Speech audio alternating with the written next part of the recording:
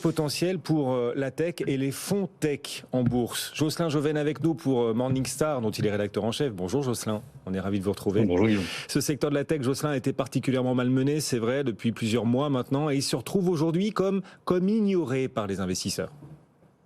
Ouais, en effet, les valeurs américaines de croissance représentées par l'indice Nasdaq et le secteur de la technologie ont durement souffert de la remontée des taux d'intérêt d'anticipation de croissance économique qui ont été revus à la baisse tout au long de l'année, avec une probabilité de récession un peu plus forte aux États-Unis courant 2023.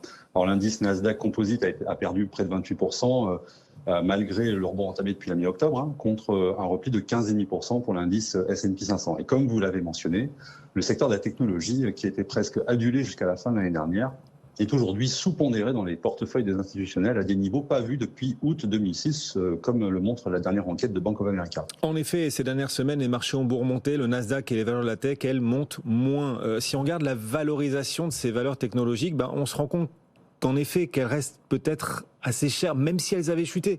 Elles restent encore assez chères. Est-ce que le marché est encore un peu trop optimiste quant à leur potentiel de rebond pour la suite ? Alors vous avez raison, en termes de valorisation, le multiple de bénéfices de l'indice Nasdaq est d'environ 23-24 fois aujourd'hui contre 16 fois pour l'indice S&P 500.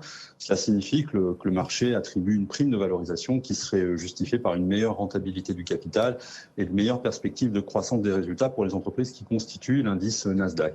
Alors si on regarde les données de consensus, le marché anticipe toujours une croissance plus rapide des profits pour le Nasdaq que pour le S&P 500 jusqu'en 2024.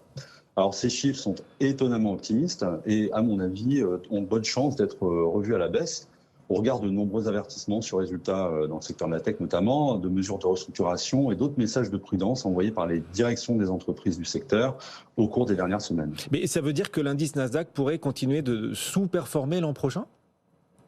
Alors, je pense qu'un tel scénario de baisse des profits pourrait se traduire par plus de volatilité pour le Nasdaq que pour le S&P 500 sur une partie de l'année, mais que ce dernier pourrait rebondir, que ces indices pourraient rebondir plus vite, en tout cas le Nasdaq, pour au moins deux raisons. Alors, tout d'abord, les entreprises de croissance et de technologie ont généralement des bilans assez solides et affichent des niveaux de rentabilité plus élevés que le reste du marché.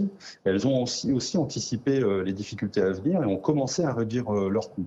Ensuite, il est probable que le mouvement de hausse des taux d'intérêt de la Fed s'arrête l'an prochain, en particulier si l'économie américaine rentre en récession. Cela pourrait constituer le signal d'un rebond à venir des multiples de valorisation qui contrebalancerait les révisions en baisse des prévisions de résultats, dont l'ampleur est encore difficile à apprécier convenablement aujourd'hui. Alors faites vos jeux, en tout cas pour ceux qui misent sur un rebond de la tech, c'est vrai, la tech qui en plus sous-performe un peu depuis maintenant quelques semaines, et malgré la détente obligataire, pour ceux qui y croient, qui veulent y investir, est-ce que vous pouvez nous apporter des idées de fonds de gestion dans lesquels investir sur ce segment de la tech, Jocelyn ? Oui, alors chez Morningstar, on a quelques fonds qu'on note positivement au niveau de la recherche. On a 3 fonds actifs que je peux vous proposer. Le premier, c'est le BGF World Technology. C'est un fonds qui est piloté par Tony Kim, un gérant chevronné qui a plus de 25 ans d'expérience sur le secteur. Il s'appuie sur une base de données propriétaire et dispose d'autres ressources importantes en interne, ce qui lui a permis de délivrer une performance positive, solide sur le long terme. C'est un fonds qui est noté bronze. Le second fonds, c'est le T. Rowe Price Global Technology, qui est piloté par Joshua Spencer à l'ANTU. C'est une stratégie qui est plus agressive et plus concentrée que ses pairs, donc plus volatile, comme le montrent les performances de cette année. Cela dit, selon nos analystes, il leur conserve à ce fonds une note positive, en observant que ce type de sous-performance s'est déjà produit par le passé et que cela n'a pas empêché le fonds de rebondir par la suite. Et enfin, le troisième fonds, c'est le Polar Capital Global Technology, qui est le mieux noté de notre sélection. C'est un fonds de grande qualité qui est piloté par Nick Evans, qui fait davantage des paris dans l'univers des valeurs moyennes au détriment des méga-caps.